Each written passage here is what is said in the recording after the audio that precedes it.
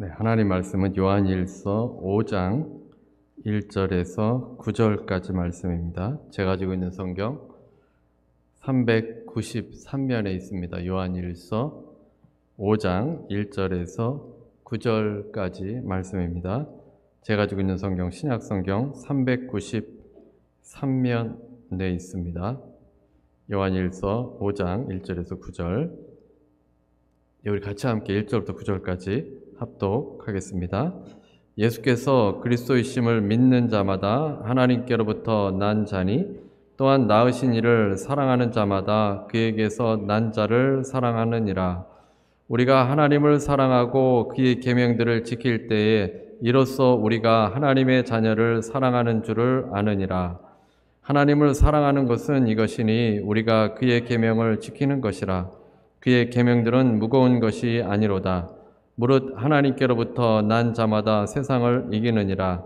세상을 이기는 승리는 이것이니 우리의 믿음이니라. 예수께서 하나님의 아들이심을 믿는 자가 아니면 세상을 이기는 자가 누구냐? 이는 물과 피로 임하신 이시니 곧 예수 그리스도시라. 물로만 아니요 물과 피로 임하셨고 증언하는 이는 성령이시니 성령은 진리니라. 증언하는 이가 셋이니 성령과 물과 피라. 또한 이 셋은 합하여 하나이니라. 만일 우리가 사람들의 증언을 받을진대 하나님의 증거는 더욱 크도다. 하나님의 증거는 이것이니 그의 아들에 대하여 증언하신 것이니라. 아멘. 오늘은 세상을 이기느니라 라는 제목의 말씀으로 함께 은혜를 나누겠습니다. 하나님께로부터 난 사람은 두 가지를 행하게 되는데, 첫 번째가 서로 사랑합니다. 사랑하는 사람이 하나님께 난 사람이고, 두 번째는 세상을 이기게 됩니다. 우리가 지난주에 살펴본 것처럼 하나님을 사랑하는 자는 반드시 형제 사랑으로 증명이 되어야 합니다.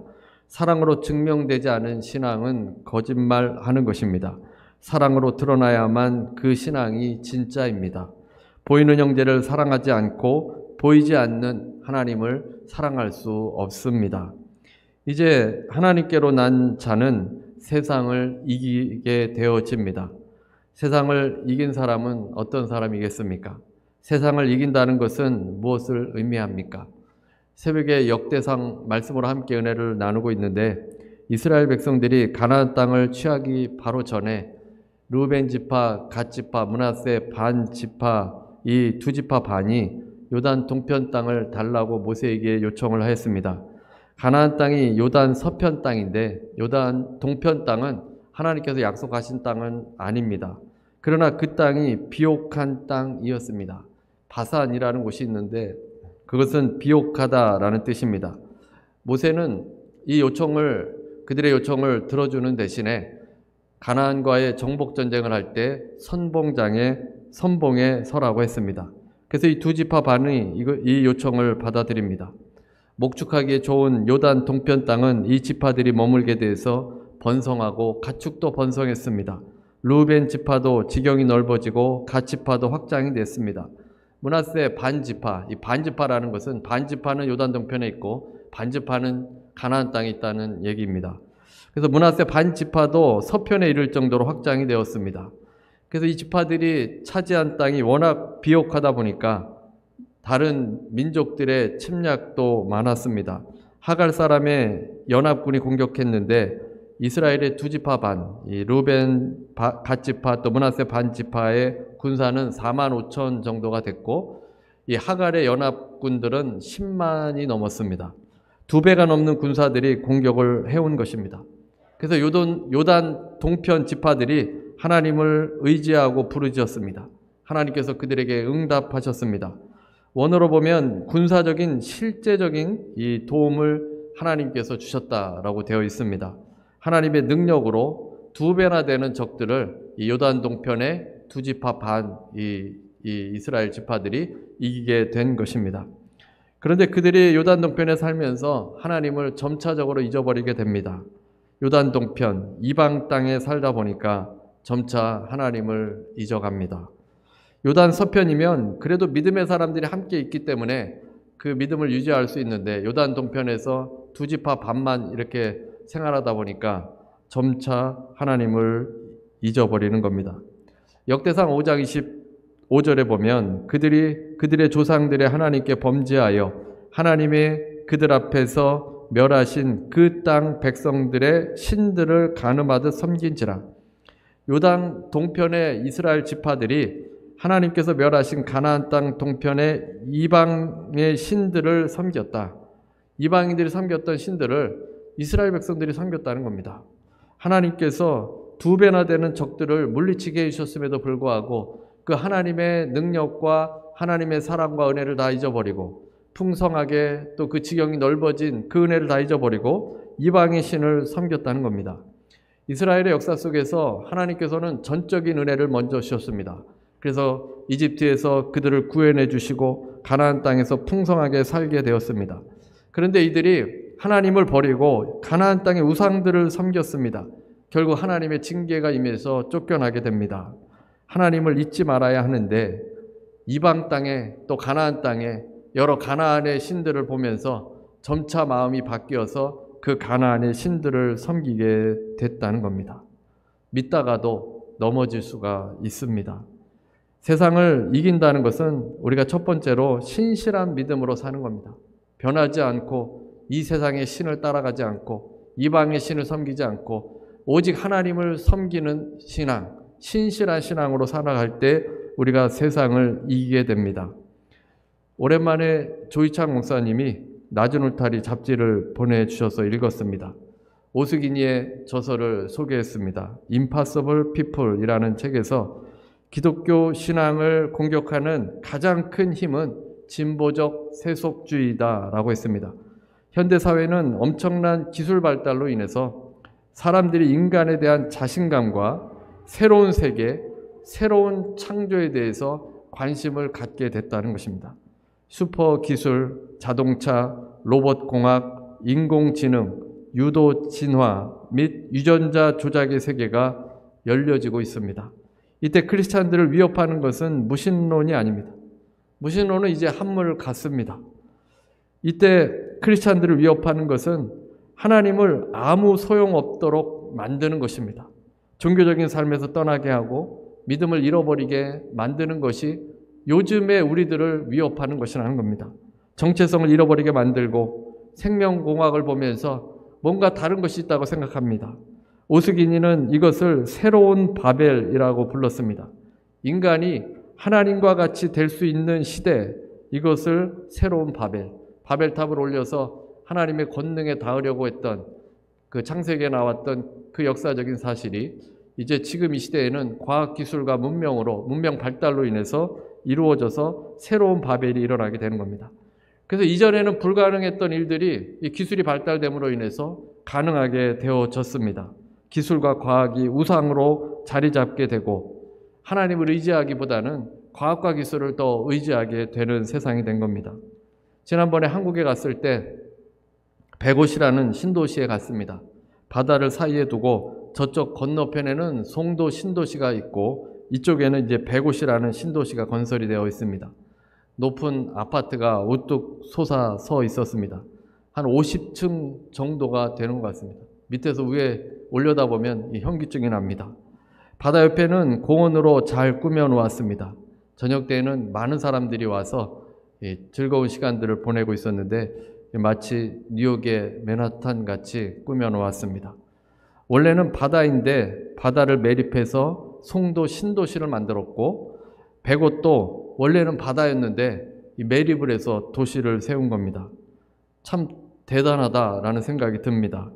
예전에는 생각지도 못했던 일들을 해내고 있습니다. 바다를 메워서 도시를 만들고 빌딩 숲을 만듭니다. 높이 세워져 있는 그 아파트, 보기만 해도 아찔하지만 인간의 기술이 이만큼 발전됐다는 것에 또한 놀라게 됩니다. 인간이 기술을 뽐내면서 바벨탑을 쌓게 되고 인간의 기술이 신이 되어가고 있습니다. 우리가 세상을 이긴다라는 것은 무엇을 의미하겠습니까? 이 시대 속에서 하나님과 교제하며 살아가는 겁니다.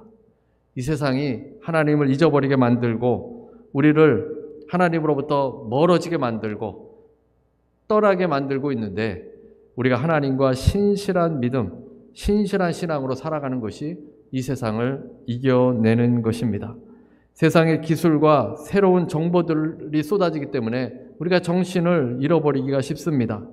가나안의 신들이 이스라엘 백성들을 신앙에서 떠나게 만들듯이 지금은 과학기술이 신이 되어서 새로운 바벨탑이 되어서 믿음에서 떠나도록 만듭니다. 이때 필요한 것이 신실한 믿음입니다. 우리가 두려워할 때마다 주로 가장 많이 암송하는 말씀이 요한복음 16장 33절일 것입니다.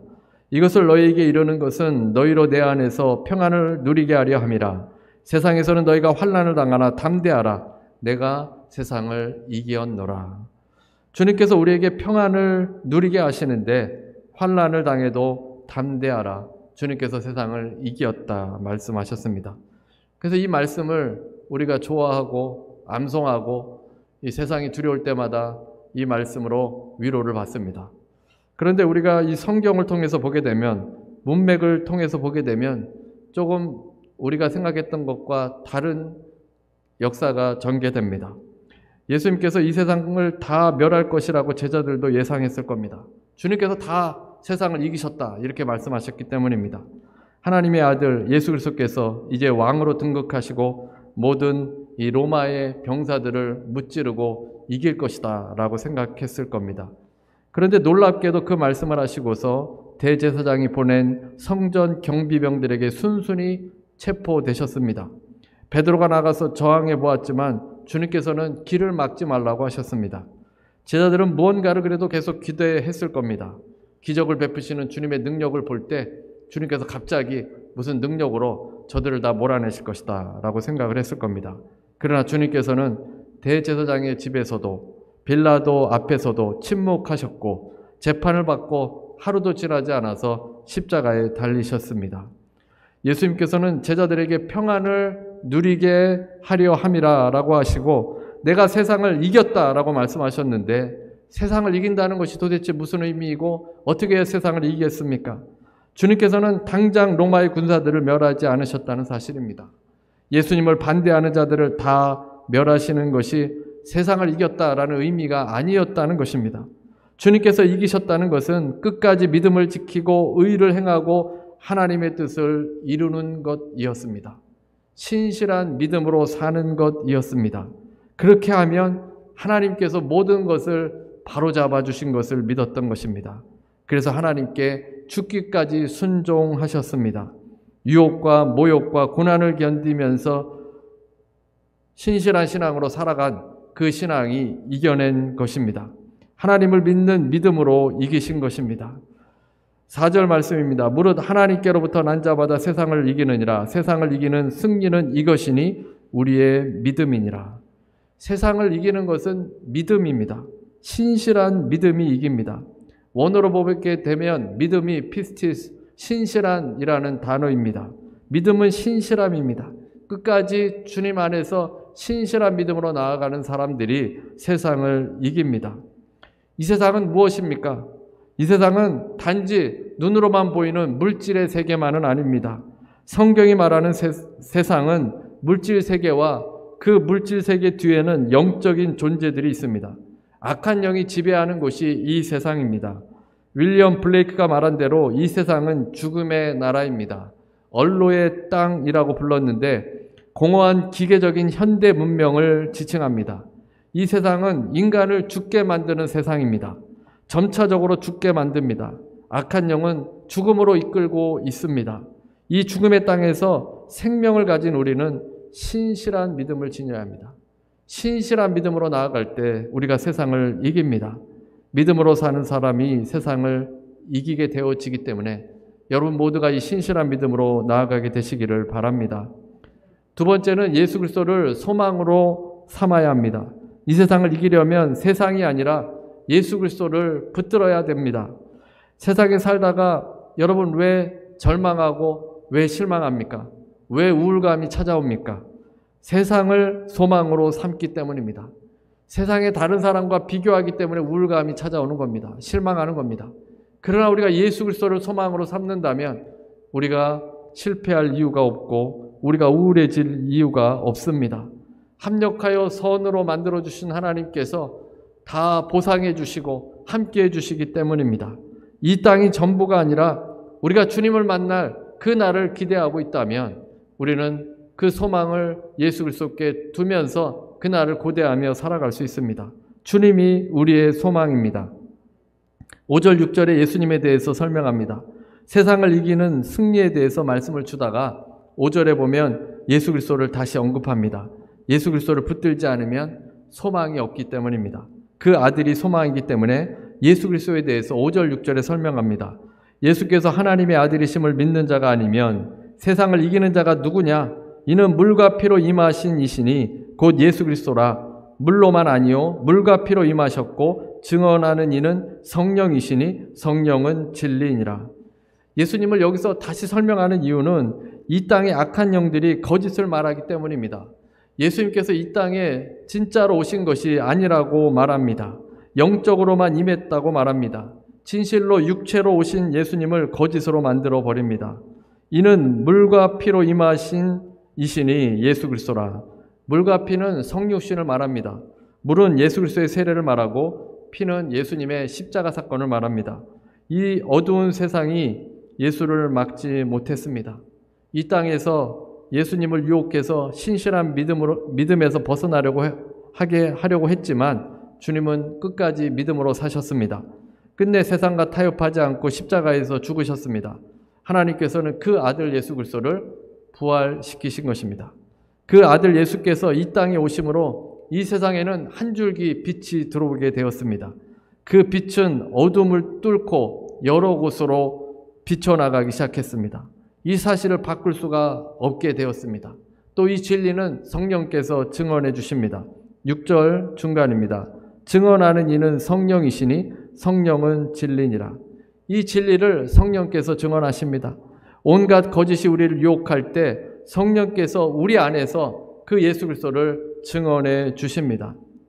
그래서 우리가 예수님을 믿고 또 그 예수님이 믿어지는 이유는 여러분 안에 성령이 계셔서 성령께서 여러분 안에서 예수 그리스도를 믿도록 증언해 주시기 때문에 믿어지는 겁니다. 마귀는 이제 예수께서 이 땅에 오신 것을 바꿀 수 없기 때문에 거짓을 퍼뜨립니다. 팩트는 어쩔 수 없기 때문에 다른 곳에 집중하도록 만듭니다. 사람들이 예수님이 온 사실을 믿지 못하도록 하는 것이 마귀의 일이 되었습니다. 고린도후서 4장 4절에 보면 그 중에 이 세상의 신이 믿지 아니하는 자들의 마음을 혼미하게 하여 그리스도의 영광의 복음의 광채가 비치지 못하게 함이니 그리스도는 하나님의 형상이니라. 어둠의 영이, 이 세상의 신이, 이 세상의 이 어둠의 이 마귀와 그 악한 영들이 사람들의 마음을 혼미하게 해서 그리스도의 영광의 복음의 광채가 비치지 못하게 한다고 했습니다. 거짓 종교들과 이단들과 또 이 세상에 있는 그 악한 영들이 예수 그리스도를 믿지 못하게 한다는 것입니다. 혼미하게 하는 겁니다. 요즘은 과학과 기술이 신이 되어서 마음을 혼미하게 하는 것입니다. 과학과 기술이 문제가 있는 것이 아니라 그 뒤에 영적인 세력이 있어서 마음을 혼미케 만드는 것입니다. 우리가 해야 할 일이 무엇입니까? 우리가 세상을 이기는 것이 무엇입니까? 이 어둠의 시대 속에서 예수 그리스도를 믿는 믿음에 거하는 겁니다. 예수님이 믿어지게 되는데 그 예수님께 우리가 소망을 두는 것입니다.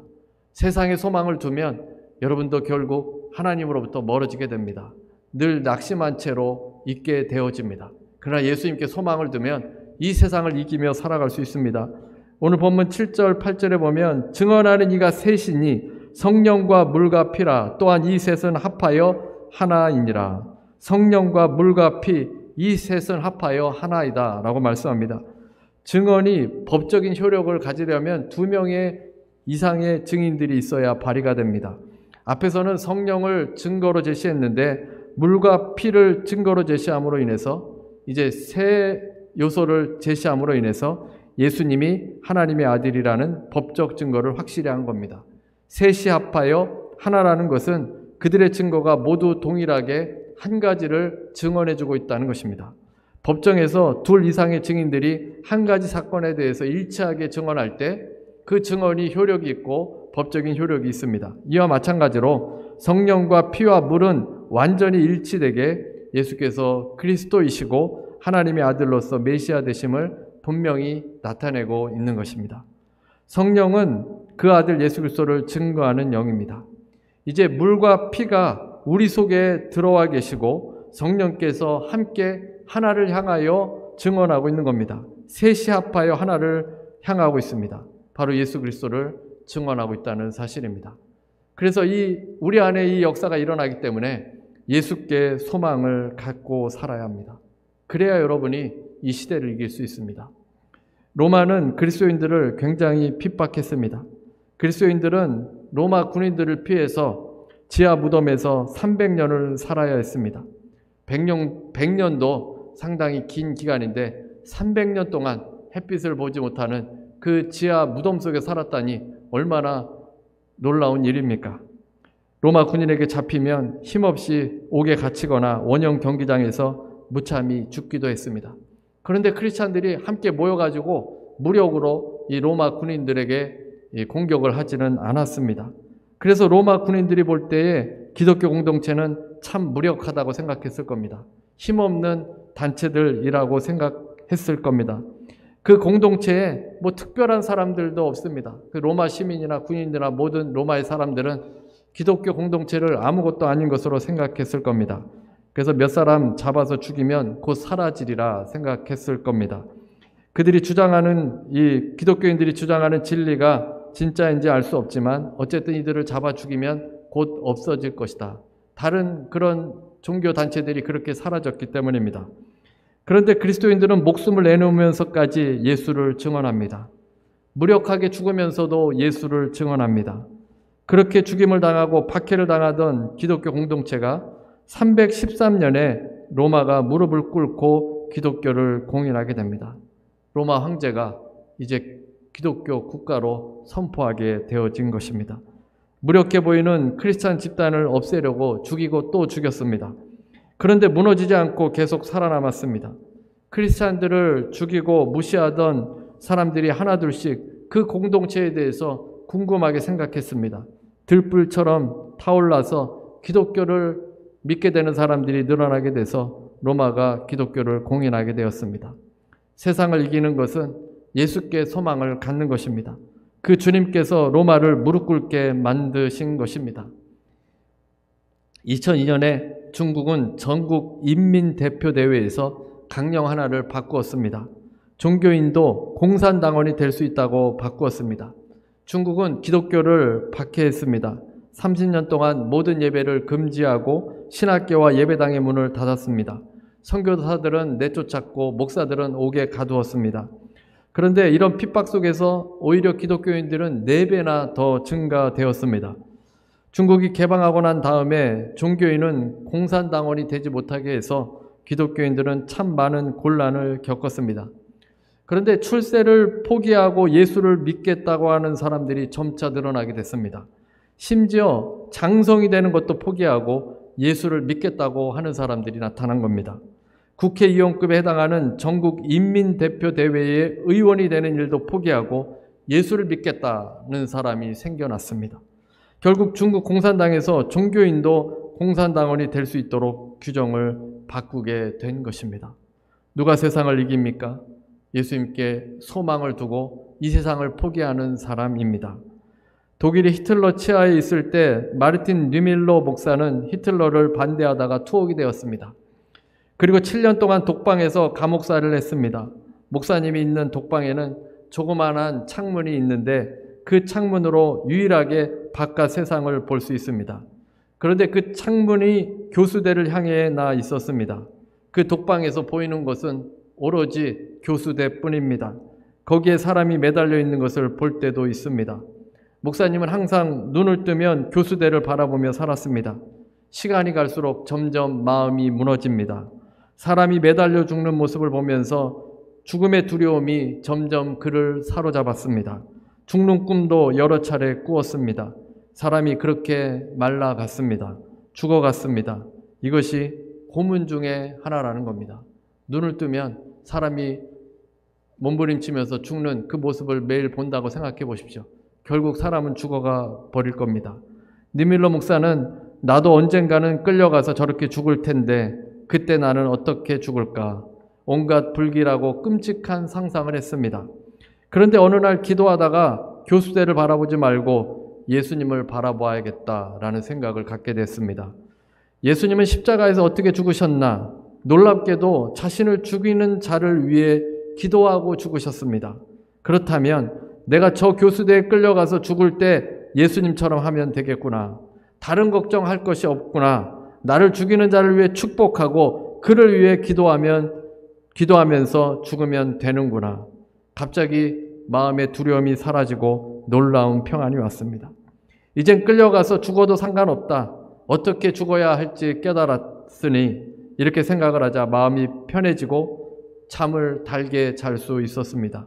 뉴밀러 목사는 천사가 그 감옥 안에서 자기를 돕는 것을 느꼈다고 했습니다. 그때부터 뉴밀러 목사에게 감옥 생활은 수도원 생활이었습니다. 그리고 7년 뒤에 추록했을 때 마치 깊은 산에 있는 수도원에 들어갔다가 나온 것 같았다라고 했습니다. 세상을 이길 수 있는 힘은 예수님께 소망을 둘 때입니다. 세상 바라보면 여러분 두려움밖에 찾아오지 않습니다. 그러나 예수님 바라보면 우리가 능히 이길 수 있다는 것입니다. 여러분도 각자 여러 가지 상황에 처해 있을 겁니다. 각자 또 어려움이 있을 겁니다. 극심한 박해가 아니더라도 이 세상이 우리를 자꾸만 무너뜨리게 하고 혼미케 만듭니다. 이 세상은 죽음의 나라입니다. 모든 생명을 앗아가고 있습니다. 우리의 영적인 생명도 무너뜨리려고 합니다. 이때 우리는 신실한 믿음으로 살아야 합니다. 오직 예수 그리스도를 소망으로 붙들어야 합니다. 우리 안에 물과 피가 성령과 합하여서 예수 그리스도를 증언하고 있습니다. 그 예수를 믿고 이 시대를 이기시는 여러분 모두가 되시기를 주님의 이름으로 축원합니다. 우리 함께 기도하겠습니다. 이 시간에 기도할 때 이 세상에 우리의 마음이 혼미케 되지 않도록 우리가 신실한 믿음 생활하고 그리스도를 붙들 수 있도록 기도하시고 또 마지막 때 신앙생활 잘 지킬 수 있도록 가족과 친구와 또 아는 분들을 위해서 기도하시고 여러분의 문제를 놓고 또 여러분의 또 아픈 점 그런 것들 다 주님 앞에 내려놓고 기도하는 시간 갖도록 하겠습니다. 우리 다 같이 통성으로 한 목소리로 기도하겠습니다. 할렐루야 할렐루야. 하나님 아버지 감사합니다. 하나님 아버지 시간에 기도합니다. 아버지 이 세상이 아버지 우리를 무너뜨립니다. 하나님 이 세상이 아버지 우리를 좌절케 하고 아버지 이 세상이 아버지 우리를 하나님으로부터 떨어뜨려 놓고 하나님으로부터 멀어지게 만듭니다. 아버지 하나님 시간에 기도합니다. 우리가 이 마지막 때 깨어 기도하며 아버지 신실한 신앙으로 살기를 원합니다. 예수 그리스도께 소망을 두기를 원합니다. 하나님 우리가 왜 실망하고 아버지 우리가 왜 좌절하고 왜 우울감에 빠져 있겠습니까? 하나님 이 세상을 바라볼 때 하나님 우리는 우울할 수밖에 없습니다. 예수 그리스도 바라보게 해 주옵소서. 예수 그리스도 붙들 수 있게 하여 주옵소서. 우리 안에 증거하시는 그 예수 그리스도 아버지 그 예수 그리스도로 일어설 수 있게 하여 주옵소서. 물과 피와 성령께서 증거하시는 그 예수 그리스도가 그 예수 그리스도의 생명이 우리 가운데 살아서 아버지 우리를 역사하시는 것을 깨닫게 하여 주시고 아버지 우리가 당대히 일어설 수 있도록 하나님 아버지 도와주시옵길 원합니다. 성령의 역사가 아버지 이 시간에도 새 역사가 일어나게 하여 주시고 바람같이 역사하여 주셔서 아버지 우리의 믿음이 다시 재건되게 하여 주옵소서. 우리의 믿음이 다시 일어설 수 있도록 인도하여 주옵소서. 아버지 그리스도께 소망을 두고 살아가는 주의 백성들 되어지길 원합니다. 우리가 신실한 믿음으로 살아가게 되어지길 원합니다. 하나님 바벨탑을 아버지 이 세상은 바벨탑을 쌓고 있사온데 하나님 그것에 우리가 현혹되지 않게 하여 주옵소서. 예수 그리스도만이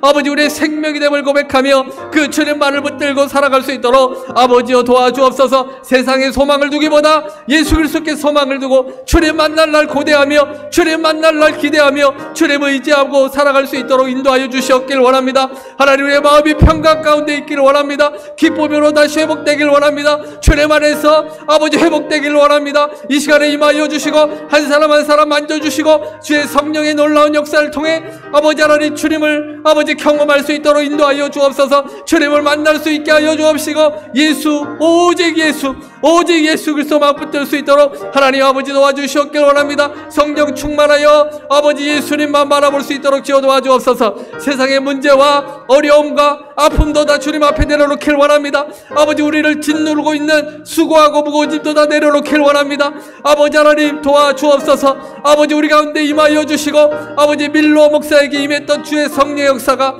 하나님 우리 가운데도 임하여 주셔서 아버지 예수 그리스도만을 붙들어 아버지 우리의 마음에 평강이 넘칠 수 있게 하여 주시고 능히 아버지 승리하도록 인도하여 주옵소서. 능히 이김을 얻을 수 있도록 주여 도와주시옵길 원합니다. 아버지여 도와주옵소서. 환경을 이겨내는 아버지 하나님의 아버지 난자들로서 이겨내는 자들 되게 하여 주옵소서. 이김을 얻는 자들 되게 하여 주옵소서. 승리하는 자들 되게 하여 주옵소서. 아버지 우리의 환경을 이겨내는 주의 백성들 되길 원합니다. 하나님 내 안에 있는 아버지 내 앞에 있는 그 모든 어려움도 이겨낼 수 있는 아버지 주의 자녀 되길 원합니다. 주여 도와주옵시고 성령께서 능력으로 함께 하여 주시고 아버지 주님을 믿는 믿음으로 일어설 수 있도록 주님을 믿는 믿음으로 다시 성장하도록 주여 인도하시고 역사하여 주옵소서. 할렐루야. 하나님 감사합니다. 아버지여 도와주시고 인도하심을 감사합니다. 아버지여 역사하여 주심을 감사합니다. 할렐루야. 하나님 감사합니다. 문제를 가신 분은 가슴에 손을 얹으시기 바랍니다. 아픈 곳이 있으신 분은 아픈 곳에 손을 얹으시기 바랍니다. 제가 기도하겠습니다. 은혜로우신 하나님, 주님께서 그 아들 예수 그리스도를 이 땅에 보내주시고 우리에게 빛을 비춰주셔서 주님의 자녀로 서로 사랑하며 살 수 있도록 인도하신 것 감사하고, 아버지 하나님 또 이 세상을 이기며 살아갈 수 있도록 인도하심도 감사합니다. 주님께서 이 세상을 이겼듯이 이제 우리도 주님을 따라 세상을 이기는 삶이 되게 하여 주옵소서. 아버지, 세상의 많은 일들이 우리를 혼미케 할 때 두려워하지 않게 하시고 신실한 믿음으로 주님께 소망을 두며 살 수 있도록 인도하여 주옵소서. 아버지, 여전히 우리 곁에는 많은 문제들이 있습니다. 아버지, 병으로 어려움 당하는 지체도 있고 문제로 어려움 당하는 지체들도 있습니다. 아버지, 이 시간에 함께하여 주셔서 아버지 그 모든 어려움들 가운데 아버지 승리할 수 있게 하여 주시고 주님의 역사를 체험할 수 있게 하여 주시고 병이 고침받고 문제가 해결되는 주의 역사를 경험할 수 있도록 인도하여 주옵소서.